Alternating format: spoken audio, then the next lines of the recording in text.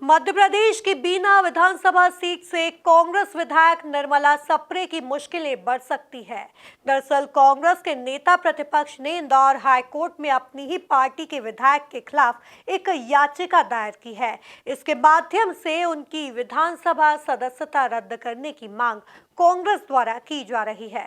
वहीं अब इस मामले पर सियासत रफ्तार पकड़ रही है।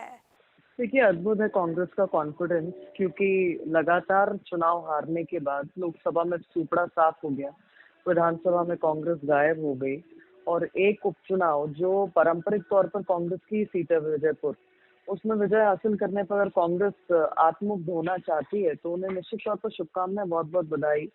पर मुझे लगता है कि कांग्रेस को गंभीरता से देखना चाहिए। जो जूतम बाजार की स्थिति है, कमलनाथ पूरे चुनाव में कहीं दिखाई नहीं दिए और जिस तरीके से जीतू पटवारी जीतू की जगह हारू पटवारी हो गए, ये तो स्पष्ट दिखाता है कि मध्य प्रदेश, देश, सभी तरफ से कांग्रेस का सूपड़ा साफ है।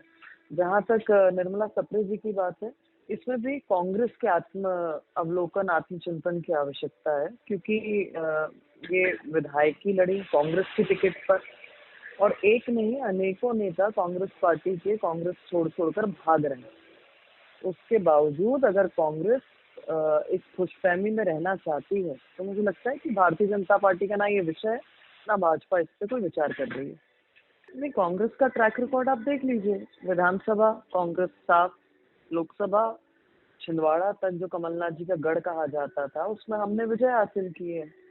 उसके साथ ही अगर आप हरियाणा का चुनाव परिणाम देखेंगे, बुधनी का देखेंगे, महाराष्ट्र का देखेंगे, मैं तो स्वयं महाराष्ट्र रहकर आई हूँ लंबे समय तक, ये स्पष्ट दिखाता है कि कांग्रेस में कोई गंभीरता नहीं है। अब तो महाअघाड़ी वाले भी बाहर का रास्ता कांग्रेस को दिखा रहे हैं, उनसे प्रश्न पूछ रहे हैं।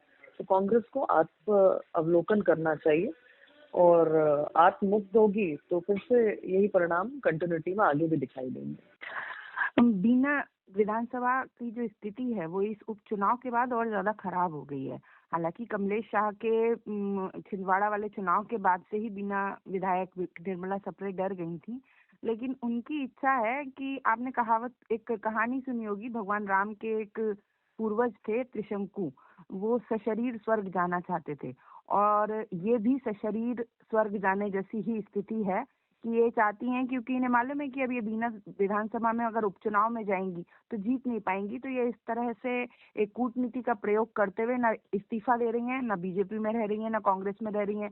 फिर स्थिति अब और ज्यादा इसलिए और खराब हो गई है कि भारतीय जनता पार्टी को उपचुनाव में जिस तरह से पसीना बहाना पड़ रहा है, तो और लोकसभा चुनाव के बाद उनकी जरूरत खत्म हो गई है। जो दल बदल के लिए वो लोगों को इधर से उधर करवाने का काम कर रहे थे, तो भारतीय जनता पार्टी भी उन्हें स्वीकार करने के लिए तैयार नहीं है। उपचुनाव में भी वो नहीं जा सकती थी, तो उनकी स्थिति खराब है। और बाकी अब कानूनी कार्रवाई और स्पीकर साहब पर भरोसा करके हमने देख लिया, उन्होंने 90 दिन में कोई जवाब नहीं दिया, तो अब कानूनी हाई कोर्ट का सहारा लेकर कांग्रेस निर्मला सप्रे के ऊपर कार्रवाई करवाएगी। देखिए, वीडी शर्मा जी हो या कोई भी हो, इन सबके बयान जो हैं वो टालने वाले और बरगलाने वाले बयान हैं कि मुख्यमंत्री जैसे के मंच पर लोकसभा चुनाव से पहले बीना विधायक स्टेज पर मुख्यमंत्री के हाथ से पट्टा पहनती हैं और वीडी शर्मा इसको कहते हैं उन्होंने हमारे यहाँ की सदस्यता नहीं ली।